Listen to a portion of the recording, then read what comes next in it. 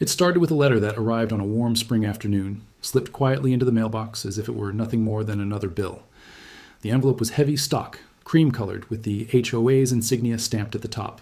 I had received plenty of these over the years, reminders about dues, seasonal newsletters, petty notices about the length of grass or the placement of trash bins. But this one was different. This one carried the weight of arrogance only a group, intoxicated by its own sense of power, could muster. When I tore it open, the words felt like a slap, a fine. Not just a fine for some trivial violation, but a sum so outrageous it read more like a threat than a penalty. $250,000. Allegedly for repeated and severe violations of HOA standards. The letter was written in stiff legalese, every line dripping with condescension. They accused me of everything from improper landscaping to unauthorized structures on my property. To them, my land and home were little more than an eyesore, an obstacle to their carefully manicured vision of suburban perfection. The number stuck in my head, circling like a vulture, $250,000. Enough to bankrupt most families, enough to destroy savings built over decades. I stood at the edge of my driveway with the letter trembling in my hand, the afternoon sun casting long shadows across the street. And I thought about the sheer audacity of it. The HOA board had been growing bolder each year, transforming from a group of neighbors into something more like a ruling council. They sent notices constantly, fining people for garden gnomes, basketball hoops, a shade of paint they didn't approve of. Most residents paid quietly, too tired or too fearful to fight back. Those who resisted found themselves buried under escalating fees, threatened with liens, even foreclosure. The board operated with smug confidence, assuming no one could ever challenge them. I wasn't most people. The letter claimed I had 30 days to respond, pay or face legal action. Their arrogance was almost laughable, though not surprising. They had no idea who they were dealing with. They thought I was just another homeowner trapped under their thumb. But they were wrong. My property was not a simple house in a neatly gridded neighborhood. My family had been here long before the HOA existed, before the glossy brochures, before the bylaws written by strangers. This land held history, and more importantly, it held leverage. I folded the letter carefully and slid it back into its envelope. Around me, the neighborhood looked picture-perfect, the kind of place that appeared on real estate ads and postcards. But beneath that manicured surface was something rotten, a group of self-important neighbors who believed they could dictate every detail of life. They had crossed a line, and I felt the first sparks of something I hadn't in years. Anticipation. The HOA believed they held all the cards. They didn't know the truth. They didn't know that the very ground beneath their feet, the streets they drove on, the parks their children played in, and the clubhouse where they held their self-important meetings, all of it belonged to me. Soon, they were going to learn just how badly they had underestimated the person they tried to crush. The stage was set. The letter was their move. Now, it was my turn. The letter didn't just anger me, it awakened something. That night, long after the neighborhood had gone quiet, I sat at my desk with a lamp casting a yellow glow across stacks of old files. Dusty folders, aging deeds, and property records that had been tucked away for years now became weapons waiting to be sharpened. My family had owned this land for generations. Long before developers paved roads and carved cul-de-sacs into the earth, it had been farmland. The original deeds stretched back more than a century, signed in careful ink, each line carrying weight. I remembered my grandfather's words when he handed me the documents years ago. Keep these safe. One day, you'll understand their value. That day had arrived. Flipping through the papers, I began piecing together the timeline.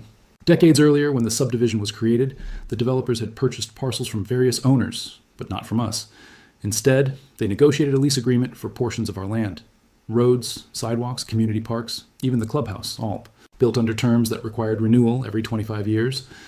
And the kicker? The lease had quietly expired 3 months ago. The HOA board, in all their bluster, had overlooked the most critical piece of their existence. The very foundation of their authority sat on land they did not own. It was mine. The fine they had, so confidently thrown at me, suddenly felt laughable. They were demanding $250,000 while squatting on property they had no legal claim to anymore. The realization sent a chill down my spine, followed by a slow, simmering satisfaction. Their arrogance had blinded them. While they obsessed over mailbox heights and lawn lengths, they had forgotten to look down, to the dirt, the deeds, the history. And because of that, they had handed me the kind of leverage most people could only dream of. I spent the following week combing through county records, confirming every detail. Plat maps showed my property boundaries, stretching far wider than the modest fence line behind my house. Utility easements ran across my land. Even the HOA's precious community pool sat on ground technically belonging to me. Each discovery deepened my resolve. This wasn't just about revenge anymore, it was about balance. For For years, the HOA had bullied families, drained savings, and pushed people out of their homes. Now, I had the power to turn the tables. But power is only as strong as the patience behind it. I knew I couldn't storm into the next HOA meeting waving deeds around. No, this required precision, timing, the right stage for maximum impact. As the board prepared to escalate my violations, I prepared my own response. My grandfather's documents, my research, and the law itself formed a shield stronger than any fine they could levy. I could already picture their faces when they learned the truth.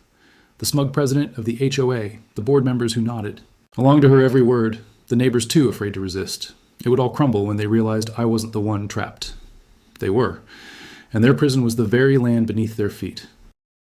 The evening of the board meeting arrived like the opening act of a play. The HOA clubhouse, usually a quiet space for birthday parties and yoga classes, buzzed with tension. Folding chairs lined the room in uneven rows, filled with neighbors, who whispered nervously, their eyes darting toward the board members seated at the front. At the center sat the president, her purple blazer sharp as her voice. She tapped a stack of papers against the table, clearly prepared to make an example of me. To her left and right, board members sat with clipped smiles, nodding at one another with the self-assuredness of people who thought they held all the power. They believed this meeting was about my violations.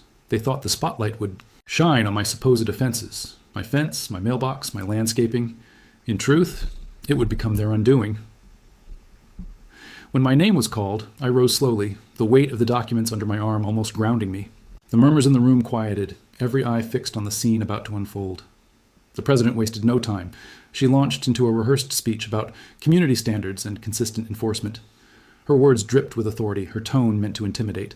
She spoke of the $250,000 fine as though it were already owed, a debt I would be forced to pay. But I didn't flinch. Instead, I stepped forward and placed a thick folder on the table before her. The sound echoed across the room, a sharp crack that silenced even the most restless whispers.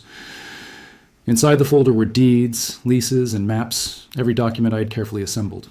With calm precision, I explained what they represented: the expired lease agreement, the boundaries that extended far beyond what the HOA controlled, the fact that their precious clubhouse, their pool, their manicured lawns, all of it sat squarely on land they no longer had the right to occupy. As I spoke, the room shifted. The president's confident smirk faltered. Board members leaned forward, their brows furrowing. Neighbors gasped, whispered, then fell silent again. The weight of the revelation pressed down on every corner of the room. I didn't shout. I didn't gloat. I simply laid out the facts, each one another nail in the coffin of their authority. By the time I finished, the balance of power in that room had tilted completely. The president tried to recover, fumbling with her papers, stammering about legal review and procedural steps. But the damage was done. Everyone had seen it. Everyone had heard it. The emperor had no clothes. The fine they had levied against me was meaningless. Worse, their very existence as an organization now hung in the balance. I hadn't just defended myself. I had struck at the foundation of their power. As I gathered my documents and turned to leave, I caught the eyes of my neighbors. Where there had once been fear, there was now hope. And in that moment I realized this wasn't just my fight anymore. It was the beginning of something larger. The board had woken a storm they could no longer control. The fallout from the board meeting spread through the community like wildfire. By the next morning, whispers had turned into full-blown conversations on sidewalks, at mailboxes, and across kitchen tables. Neighbors, who once avoided my eye now, stopped to ask questions, their voices lowered but urgent.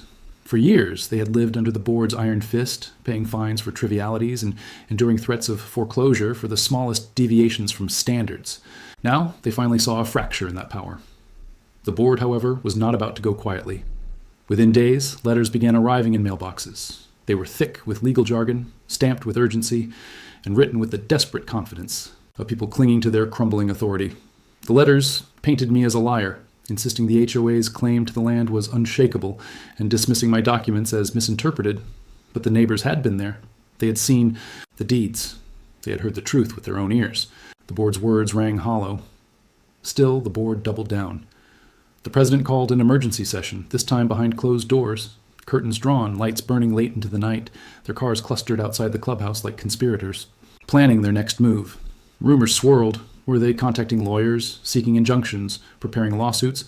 The uncertainty only fueled the unease that gripped the community. Meanwhile, I prepared quietly. I spent long nights at my desk, combing through decades of property records, piecing together the story of how the HOA had lost its claim. Their lease had not just expired. It had been neglected, ignored, and forgotten.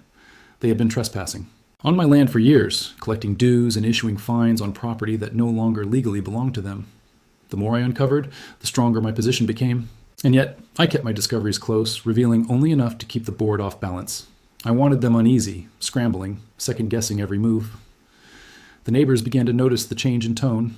At the park, whispers of resistance grew bolder. At neighborhood gatherings, people spoke openly of past grievances.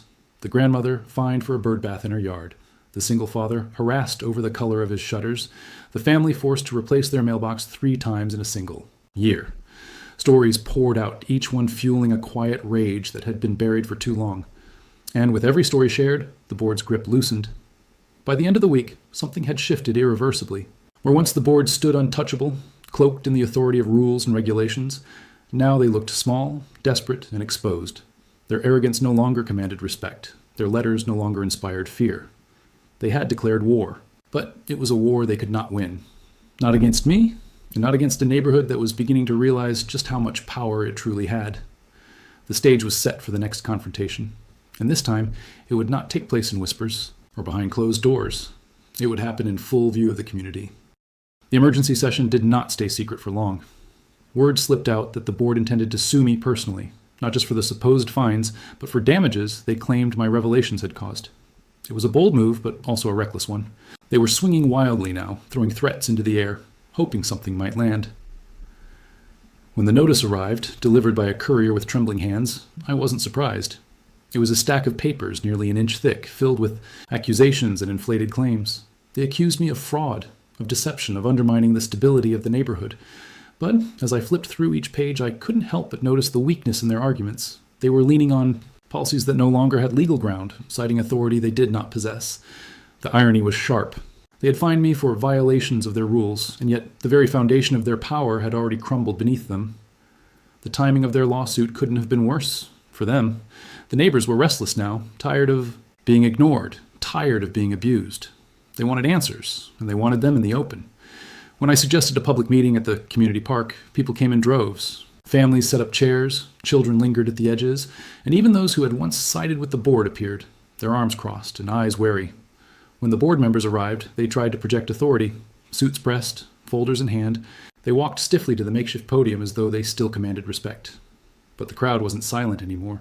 Boos rippled through the audience. Murmurs of discontent grew into loud questions that the board could not easily ignore. I waited until they stumbled through their opening remarks before stepping forward. In my hands, I held a simple folder. It wasn't thick like theirs, but the documents inside carried more weight than all their threats combined. I began with the facts. Calm, measured, deliberate, I explained the chain of ownership, the expiration of their lease, and the undeniable truth that the land they claimed was theirs to govern had reverted to me.